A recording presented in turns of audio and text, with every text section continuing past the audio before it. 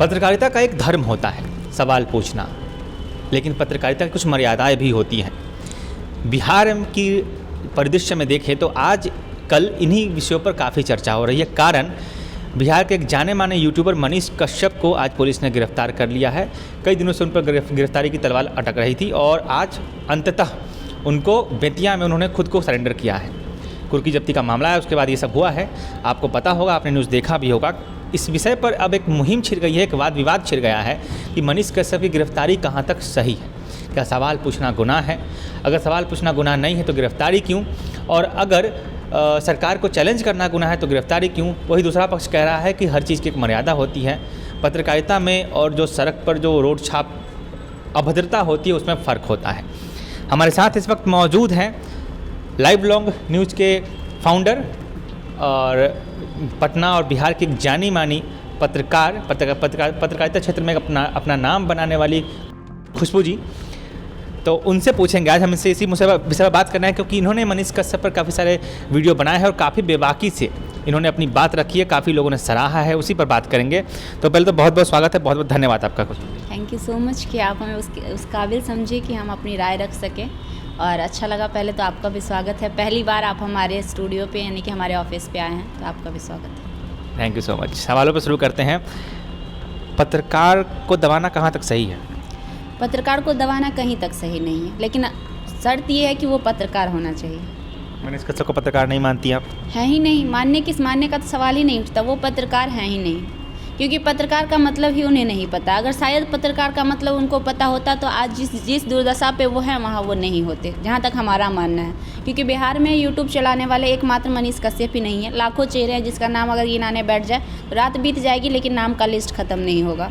अगर वो पत्रकार हैं तो उनके हिसाब से जिनको वो पत्रकारिता मानते हैं, रोड पे उतरकर चिल्लाना, गुंडागर्दी करना, उनके हिसाब से रवीश कुमार पत्रकार नहीं हैं।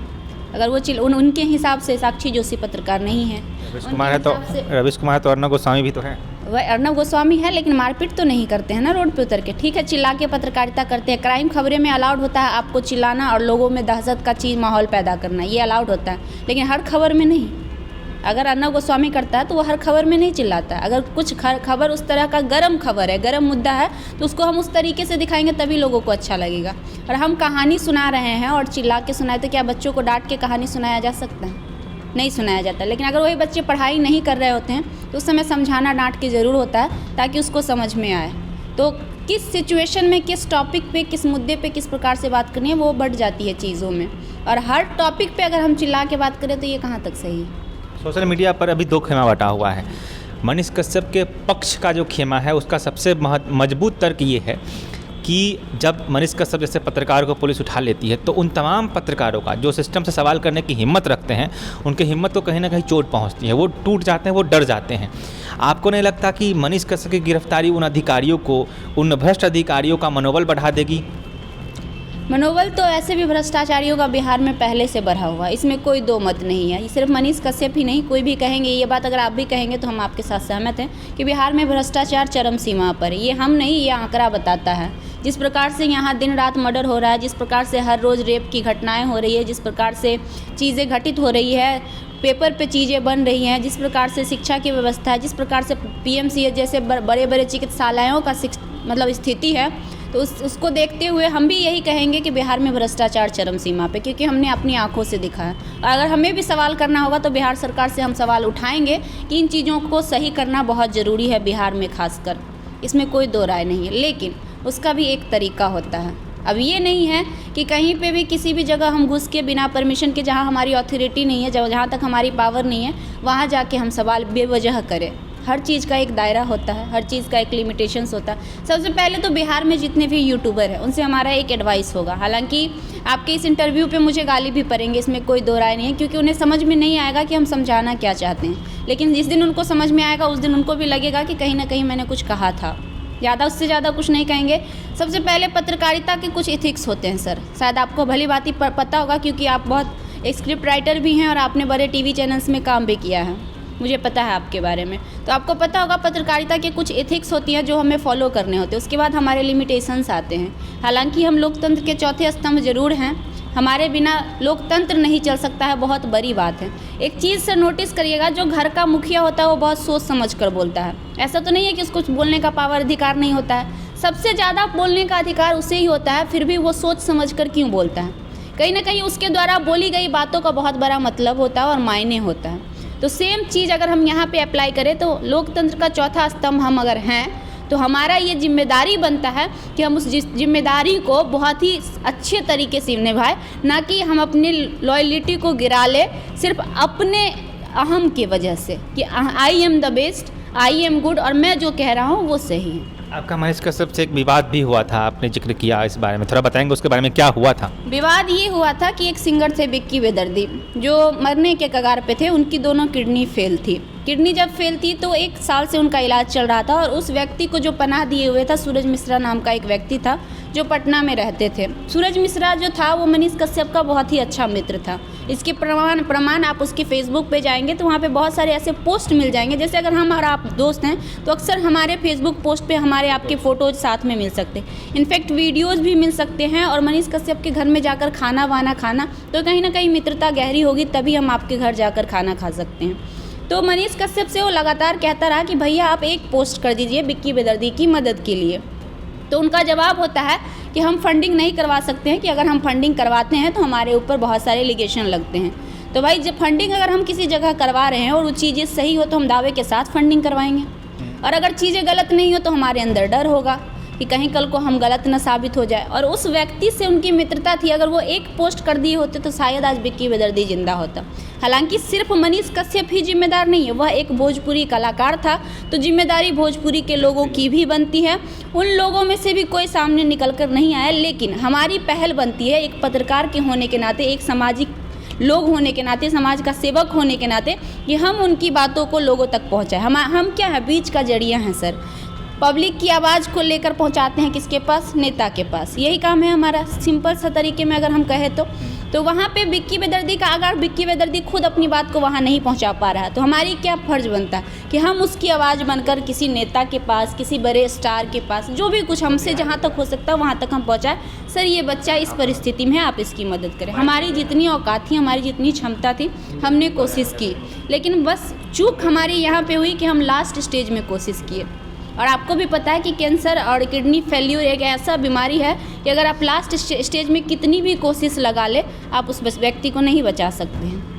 तो साल भर से जिसको पता था उनको पहल करना चाहिए था, लेकिन उन्होंने कोई पहल नहीं। साल भर से पता था ये चीज़। हाँ, सूरज मिश्रा ने खुद इस बात का गवाह दिया। उन्होंने कहा कि मैंने कई बार कहा भैया आप एक पोस्ट कर देंगे ना तो इसको फंडिंग हो जाएगी। इसके माँ बाप नहीं थे, सबसे बड़ी बात कि उसके माँ बाप नहीं थे। इस बात का भी प्रमाण है, हम उसके घर पे उसके श्राद्ध क्रम में गए थे, वाकई उसके माँ बाप नहीं है, वह एक अनाथ है, 3 भाई है, 1 बहन है। फंडिंग ऐसा नहीं कि मनीष कश्यप के द्वारा नहीं की गई, पहले की गई है। इसमें इनकार करने का कोई पर्सनल रीज़न भी हो सकता है उनका, शायद हो। अब ये तो मनीष कश्यप ही जानेंगे, जहाँ तक हम नहीं कह सकते। अगर हम कहेंगे तो लोगों को लगेगा कि हम उंगली उठा रहे हैं। लेकिन अक्सर मैंने इस चीज़ को नोटिस किया है, मनीष कश्यप जी हाथ वहीं लगाते हैं जहाँ कोई राजनीतिक मुद्दा होता है, जहाँ कोई राजनीति से जुड़े हुए लोग होते हैं, जहाँ कोई बड़े लोग होते हैं, जहाँ कोई नेता मंत्री होता है और जहाँ कोई बिजनेसमैन होता है। बड़ा आरोप लगा रहे हैं आप। हम आरोप नहीं लगाते हैं, हम ये आरोप नहीं कह रहे डायरेक्ट, हम ये नहीं, हमने नोटिस किया है, मुझे ऐसा लगा। हाँ, ऐसा दिखने को मिला, क्योंकि सुप्रिया हत्याकांड में उसके पिता एलजेपी राजनीति से जुड़े हुए थे। आयांश कांड तो आप जान ही रहे हैं, 16 करोड़ की फंडिंग की बात थी, कितनी बड़ी बात थी, जो फॉल्स भी साबित हुआ। उसके अलावा भी 3-4 ऐसे न्यूज़ है, रिक्शा वाला भी फ्रॉड साबित हुआ। जहाँ जहाँ वो उन्होंने फंडिंग कराई है वो कुछ ना कुछ कनेक्शन जुड़ा हुआ था, वहाँ पे कुछ ना कुछ चीज़ें निकल कर सामने आई जिससे वो गलत साबित हो गए। आपको कहीं ना कहीं ये लग रहा है कि मनीष कश्यप की पत्रकारिता कमाने का एक जरिया हो गई थी? देखा जाए तो बिल्कुल थी, क्योंकि आज की डेट में व्यूज़ और टीआरपी के लिए काम करने वाले भरे पड़े हैं हमारे पत्रकारिता समाज में। हमें पता है इस बात से भी बहुत सारे लोगों को ठेस पहुंचेगा, लेकिन आज अगर आप पूछ रहे हैं सवाल तो हमारा काम है सच बोलना, और हम सच यही कहेंगे कि आज की डेट में पत्रकारिता व्यूज़ और टीआरपी का भी एक बहुत बड़ा माध्यम बन चुका है जिसका लोग इस्तेमाल करते हैं। क्योंकि एक न्यूज़ मैंने उनकी देखी थी, इसी में मैं जोड़ना चाहूँगा। शाहरुख खान के घर के सामने वो पत्रकारिता कर रहे थे और लोगों को बता रहे थे कि शाहरुख खान के घर के सामने सेल्फी मत लो। जब वो लोगों को बता रहे हैं कि शाहरुख खान के घर के सामने सेल्फी मत लो, तो आप वहाँ क्या कर रहे थे?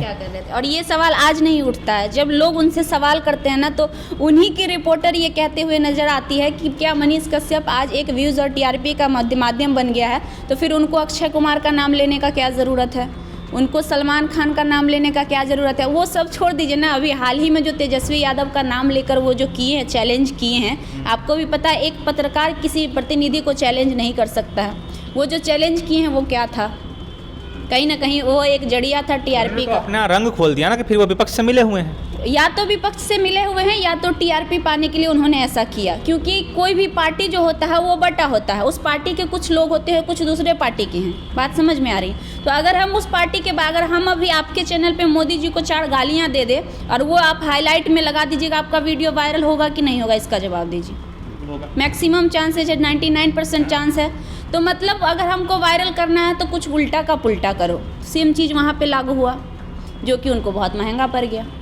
सोशल मीडिया पर लोगों का ये भी कहना है कि मनीष कश्यप जो थे, ठीक है उनमें 4 बुराइयाँ थीं, लेकिन जो सिस्टम के खिलाफ खड़े होकर रोड पर से चिल्ला के बोलना, उसमें कई सारे असरदार होते भी थे, कई सारे नहीं भी होते थे, वो आवाज़ दब गई है। सबसे मेन सवाल यही उठ रहा है कि वो जो आवाज़ दब गई है, मनीष कश्यप एक ब्रांड बनता जा रहा था, वो एजुकेशन में भी आ रहे थे बीच में, उन्होंने कई सारे NGO में भी फंडिंग करी है, तमाम तरह की बात है। तो मनीष कश्यप को गिरफ्तार करना सिर्फ इसलिए क्योंकि उन्होंने एक तमिलनाडु का फेक वीडियो चला दिया था, वो भी अनजाने में, जो वो कहा भी उन्होंने कि नंबरों में डाल रखा, पूछ लो। आपको क्या लगता है कि आने वाले भविष्य में जो नए नए पत्रकार बन रहे हैं, 10th 12th पास करके पत्रकार बन रहे हैं, वो क्या मनीष कश्यप की राह पे आगे बढ़ेंगे या फिर इस घटना के बाद दब जाएंगे और ये घटना कहाँ तक उनको डराने में कामयाब रहेगी? डराने में तो बहुत ज़्यादा कामयाब रहेगी और वो सही भी है सर। अगर देखा जाए, अगर हमारी पत्रकारिता की साख को बचाना है तो ये ज़रूरी है। आप पत्रकार बनिए, बेझिझक बनिए। अगर हमारा सपोर्ट चाहिए, हमारा दरवाज़ा आपके लिए खुला। हमारा नहीं, हमारे जैसे बहुत सारे पत्रकार मित्र हैं, पत्रकार बंधु हैं, जो हमेशा आपके लिए खड़े नजर आएंगे। लेकिन सलीके से करिए। कहीं ना कहीं अगर ये वीडियो बाहर में लोग देखते होंगे ना, एक और हम ही कहते हैं कि बिहारी के नाम पर लोग कहते हैं यह बिहारी है, मतलब शर्मिंदा महसूस करते हैं। और ये इस तरीके की वीडियो बाहर जाएगी तो बिहारी पत्रकार के नाम पर भी लोग उसी तरीके से रिएक्ट करेंगे जिस तरह से लोग बिहारी के नाम पर रिएक्ट करते हैं। कहीं ना कहीं हमारा भाषा, हमारा शैली, हमारा रहन सहन, हर चीज़ लोग नोटिस करते हैं, तब जाके मिला के बोलते हैं कि ये भैया बिहारी है। तो अगर हम हर चीज़ में थोड़ा थोड़ा सुधार करेंगे तो ओवरऑल सुधार हो पाएगा। और एक चीज़ में अगर हम गड़बड़ कर दिए ना, ओवरऑल सुधार कभी नहीं हो पाएगा। तो कहीं ना कहीं उसमें एक पत्रकारिता भी आता है।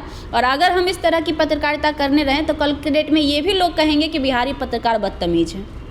आपको ये भी तो हो सकता है कि समाज में जो आदर्श बन रहे थे मनीष कश्यप, खासकर यूपी बिहार जो हिंदी भाषी क्षेत्र है, भोजपुरी भाषी क्षेत्र है, वहाँ पे एक आदर्श के तौर पे पत्रकारिता में मनीष कश्यप उभर रहे थे और आदर्श का ऐसा होना ठीक नहीं है, इसलिए भी ये कार्रवाई ज़रूरी था। बिल्कुल ज़रूरी था। नहीं, बिल्कुल ज़रूरी था। ये कार्रवाई आज नहीं, आज से 2-3 साल पहले हो जानी चाहिए थी। तो इतना फेमस ही नहीं होते तब तो। फेमस भी नहीं होते। और आज के डेट में जो लोग अगर समझते हैं इंटर और 10th करने के बाद कि हम एलिजिबल है पत्रकार बनने के लिए, तो वो बहुत गलत समझते हैं। हमारे घर में हमारे पिताजी एक बात करते थे कि बेटा जब ग्रेजुएशन कर लोगी ना तो तुम्हारे अंदर मैच्योरिटी आ जाएगी। मैच्योरिटी का मतलब होता है चीज़ों को समझने का थिंकिंग थॉट, लोगों को परखने की सोच, कहाँ पे कब क्या बोलना है उसकी तमीज़ आ जाएगी। लेकिन जहाँ तक हम समझते हैं 10th और इंटर के बच्चों के पास उतनी मैच्योरिटी नहीं होती है जो एक ग्रेजुएशन किए हुए बच्चे के पास होती है। और पत्रकारिता का मतलब मैंने शुरू में ही आपसे कहा था सर कि लोकतंत्र का चौथा स्तंभ, और अगर हमारे लोकतंत्र के चौथा स्तंभ अगर 10th और 12th पास लोग बनने लगे तो क्या उम्मीद करेंगे हम उससे। उन्होंने नेता बनने की कोशिश करी, अब आगे अगर वो मनीष कश्यप फिर से बनना चाहें पत्रकार के तौर पे तो क्या कहिएगा आप? हम बस उनसे एक ही चीज़ कहेंगे कि सर अगर आप पत्रकार बनना चाहते हैं तो सिर्फ पत्रकार बनिए। अगर आप राजनीतिज्ञ बनना चाहते हैं, नेता बनना चाहते हैं तो सिर्फ नेता बनिए। अगर आप बिहार का बेटा बनना चाहते हैं, सामाजिक सेवक जिसको कहते हैं, तो वो बनिए। जो भी बनना है, जिस फील्ड में बनना है, उस फील्ड की गरिमा को ध्यान में रखते हुए बनिए, ताकि आपकी वजह से उस फील्ड के लोगों को और प्रॉब्लम ना हो। एरोगेंस दिखता है मनीष कश्यप की पत्रकारिता में, जब भी आप वीडियो देखते हैं उनका एक एरोगेंस दिखता है कि हम ही सर्वे सर्वा हैं। बिल्कुल दिखता है। वही तो हम कहें कि आज की डेट में पत्रकार नहीं जज बन बैठा है बताने। इसीलिए हमने कहा कि बहुत सारे लोगों को आज हमारी बात बुरा लगेगी, लेकिन ये बताना बहुत ज़रूरी है कि पत्रकार का भी एक दायरा होता है। हमारा काम है खबर को दिखाना, दूसरा है हम एक माध्यम है लोगों की आवाज़ को सामने वाले तक को पहुंचाने की। हम जज नहीं हैं। अगर किसी का मर्डर हुआ है, हमें पता भी है ना कि इस व्यक्ति ने इसका मर्डर किया है, तब भी हम वहाँ एज एविडेंस नहीं कह सकते हैं कि हमने देखा इसने इसका मर्डर किया। हम यही कहेंगे कि हम फलाने जगह मौजूद हैं जहाँ पे इस व्यक्ति की मर्डर हो गई है।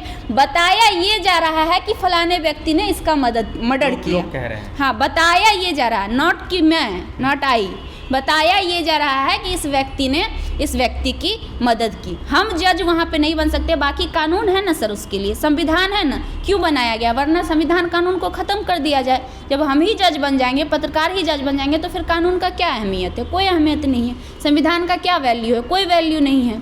फिर पत्रकार ही जज बन जाएंगे, जहाँ जाएंगे रिपोर्ट भी दिखाएंगे, जज भी कर देंगे, फैसला भी कर देंगे, सब कुछ वही कर देंगे। चलता भी है मनीष की अदालत चलता। फिर हमको तो ये नहीं समझ में आता सर, यहाँ पे लोग नाम रखते हैं बाबा एक्सप्रेस, मतलब बताएंगे दादा एक्सप्रेस, इसका क्या मतलब निकलता है? फलना मतलब अजीब, आरती न्यूज, पूजा न्यूज, इसका कोई मतलब कोई मीनिंग, मतलब मीनिंगलेस नेम होता है। आरती न्यूज का क्या मतलब आप निकालेंगे? मतलब भगवान की आरती वाला न्यूज़ इसको दिखाना चाहिए, उसके हिसाब से जितनी भी चीज़ें होनी चाहिए भगवान से जुड़ी होनी चाहिए। नाम आरती न्यूज, काम अश्लील चीज़ों को दिखाना। बात समझ रहे हैं? तो कम से कम भैया इतनी तो समझ रखिए आप लोग कि नाम जो रखते हैं उसका भी कोई मीनिंग होना चाहिए। न्यूज़ 24 का मतलब होता है 24 घंटा का न्यूज़ हम आपको दिखाएंगे। आज तक का मतलब होता है पहले से जो चला आ रहा है वो भी, कल जो हुआ था वो भी, और आज अभी जो हो रहा है वो भी हम आपको दिखाएंगे। न्यूज़ फॉर नेशन का होता है पूरे नेशन का जो न्यूज़ होगा वो हम आपको ला के दिखाएंगे। हर किसी का एक मीनिंग होता है, तब लोग नाम रखते हैं। यहाँ तो लोगों को ये भी नहीं पता है कि ये नाम उनका है कि नहीं है। सच तक का मीनिंग था कि नहीं था?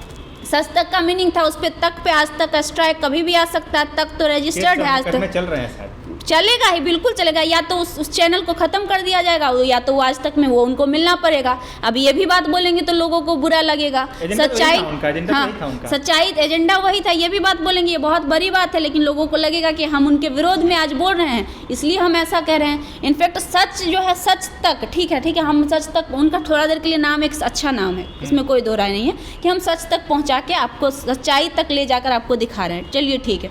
लेकिन उसका जो तक है वो किसी और का रजिस्टर है, आप वो तक भी नहीं लगा सकते हैं। हम अपने न्यूज़ में अगर तक लगा दे तो हम भी गलत हैं वहाँ पे।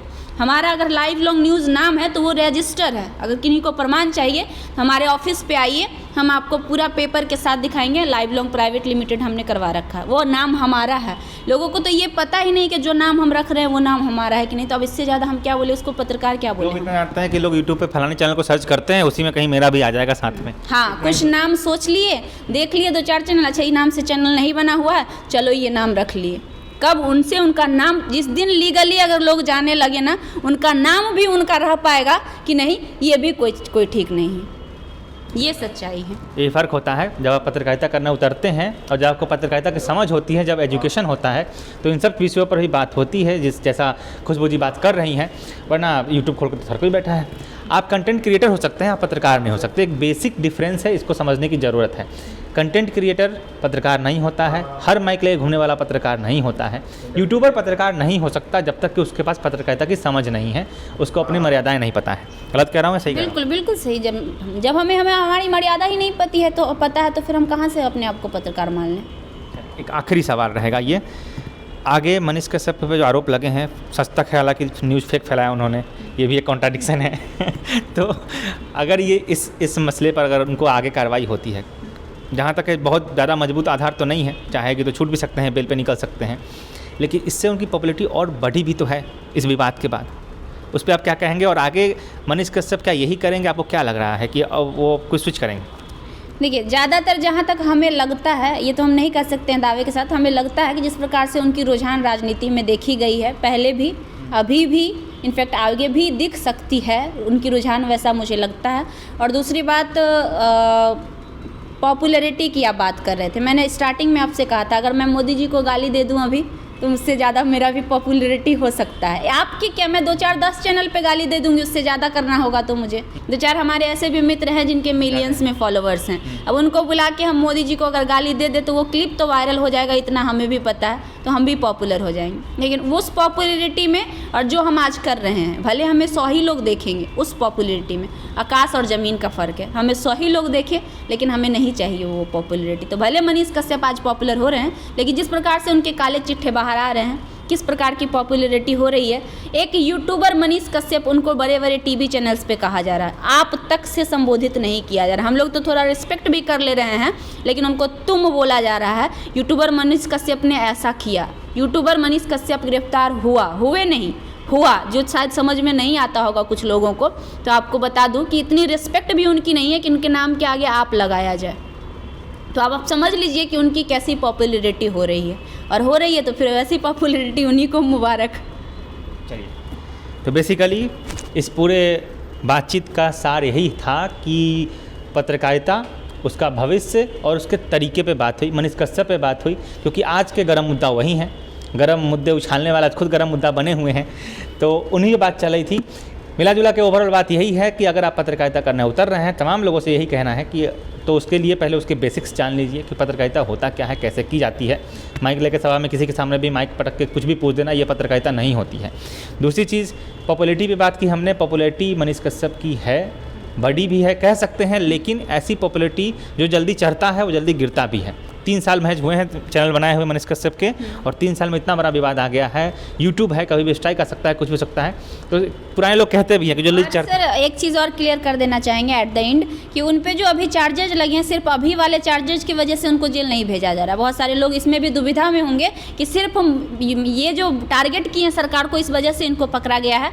तो उनकी जानकारी के लिए मैं बता देना चाहूँगी कि इन पे पहले से भी 7 केस ऑलरेडी थे, 3 अभी रिसेंटली हुआ, 10 से 11 केसेज हैं, जिसमें पुराने केस से लेकर अब तक के केस सबके हिसाब को सबको लेकर के इनकी जो ये वारंट जारी की गई है उसके हिसाब से की गई है। तो ये गलत फहमी में लोग ना रहें कि सिर्फ उनकी आवाज़ को दबाने की। इसी से साफ जाहिर होता है कि जिस इंसान पे पहले से इतने बड़े बड़े मुकदमे हो, वो इंसान कुछ ना कुछ तो कांड किया होगा। हम ये नहीं कहते कि कुछ किया ही होंगे, लेकिन कुछ तो किए होंगे जिस वजह से उनको प्रमाण है। ट्विटर जो उनके ट्वीट वायरल हो रहे हैं, पहले गाली देने वाले, या फिर उनका खुद का वीडियो है कि एजेंसी में घुस के, एक्साइड के एजेंसी में घुस के। तो ऐसे काम करने वाले लोग जब सामने वीडियो आती है तो लोग पूछते हैं कि यार ये भी पत्रकारिता कर रहा है, तो फिर अगर वो कर रहा है तो फिर बाकी खुशबू जी जैसे लोग और बाकी लोग क्या कर रहे हैं, ये एक सवाल उठता है।